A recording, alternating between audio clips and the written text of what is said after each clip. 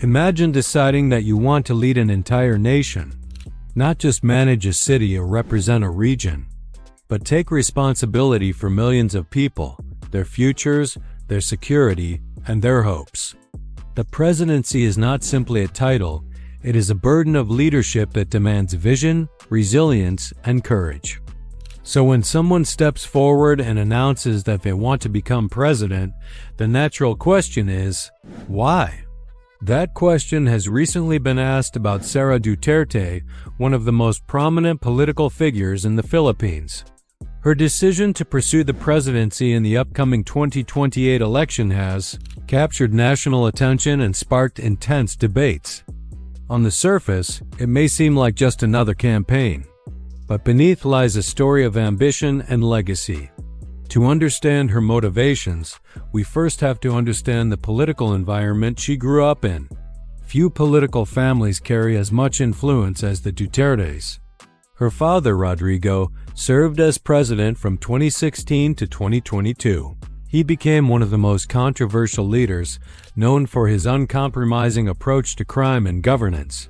For millions, his leadership represented decisive action. For critics, his policies raised serious human rights concerns. Regardless of stance, there was no denying he reshaped Philippine politics and created a powerful political movement. Growing up in that environment, leadership was not a distant idea, it was part of Sara Duterte's daily life. She carved out her own career, serving multiple terms as mayor of Davao City, her father's political stronghold. As mayor, she developed an identity often described as pragmatic, disciplined, and focused on maintaining stability. Those years allowed her to build relationships with communities and gain vital experience in governance. For supporters, her record demonstrated the administrative skills and political strength needed to lead nationally. But timing plays a critical role. In the 2022 election, she ran as vice president alongside Ferdinand Marcos Jr. Their alliance was one of the most powerful in history, securing a decisive victory and promising unity. However, alliances change. Over time, tensions began to emerge between Duterte and the Marcos administration. Policy disagreements and competing interests transformed their powerful partnership into a strained relationship. Duterte began speaking openly about concerns regarding the rising cost of living and economic struggles. This political feud has become a significant factor, positioning her as an alternative leader for the country. Another major influence is the legal situation involving her father and the International Criminal Court. The ICC's investigation into the anti-drug campaign sparked strong reactions from both supporters and critics. Supporters often view the ICC's actions as an attack on Philippine sovereignty and their chosen leader. Sara Duterte has positioned herself as a defender of her father's legacy and his controversial policies. Political families play central roles in the Philippines, and loyalty to legacy is a key narrative in campaigns. One expected theme is the promise to bring back discipline and the sense of order from her father's presidency. For voters concerned about crime or instability, this message of strong leadership can be very appealing. At the same time, critics argue this approach raises concerns about civil liberties and accountability. This debate between security and freedom remains a central tension in the discussion of her potential presidency.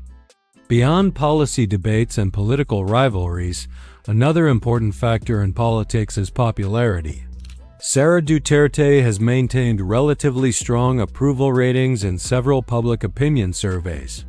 Even during periods of political controversy, she remains one of the most recognized and influential figures in the political landscape of the Philippines. Public popularity can influence political decisions because leaders who enjoy strong support may believe they have the public trust necessary to pursue higher office. In this context, Duterte's early indication of presidential ambitions has been interpreted by some observers as a strategic step. By signaling interest in the 2028 presidential election well in advance, She remains an active presence in national political discussions and keeps her political base engaged. Early positioning can also help political figures maintain visibility and strengthen organizational support long before an election officially begins. However, running for president is rarely a simple choice. National campaigns require significant time, effort, and resilience. Candidates often face criticism from political opponents, scrutiny from journalists, and high expectations from supporters. Public speeches, policy proposals, and media appearances are closely analyzed, and even small moments can influence public perception. Choosing to enter such a demanding process can suggest strong determination. For Duterte, analysts often suggest that the motivation to run may involve several factors, including personal conviction, political opportunity, and a belief that her leadership could shape the country's direction. There is also a symbolic dimension to her candidacy. While the Philippines has had female presidents in the past, women remain underrepresented in political leadership in many parts of the world. A campaign led by Duterte contributes to broader discussions about gender and leadership, highlighting the continued role of women in national politics. At the same time, symbolism alone does not determine election outcomes. Voters typically evaluate candidates based on policies, leadership qualities, and their ability to address national challenges. The Philippines faces numerous issues, including economic inequality, infrastructure development, climate risks, and regional tensions in areas such as the South China Sea. Any presidential candidate is expected to present plans for addressing these complex concerns. In speeches and public appearances, Sara Duterte frequently emphasizes unity, resilience, and national pride. Her messaging often frames political leadership as a responsibility to strengthen the country while ensuring that the welfare of ordinary citizens remains a priority.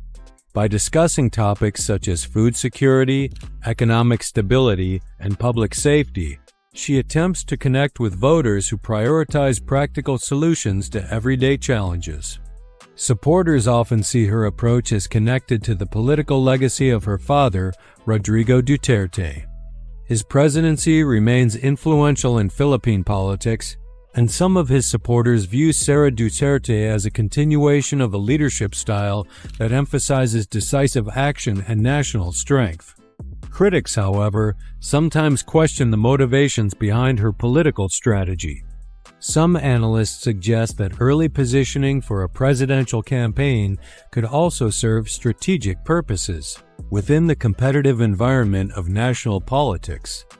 Political observers often emphasize that major decisions in national politics involve timing, alliances, and shifts in political momentum. These dynamics can shape when candidates choose to announce or pursue presidential ambitions. Ultimately, discussions about her potential candidacy illustrate the complex nature of modern politics.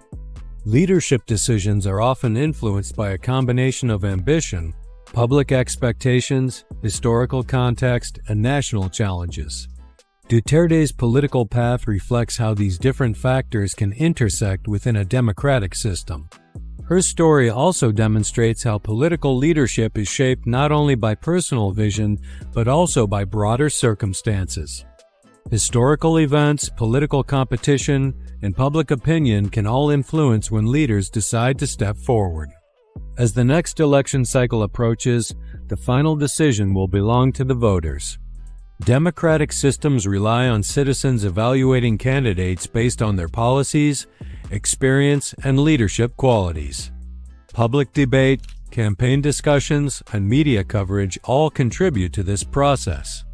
Supporters may believe that a candidate has the determination and experience needed to guide the nation, while critics may raise concerns about policy approaches or leadership style. These discussions are a normal part of democratic politics because they encourage citizens to examine the choices before them.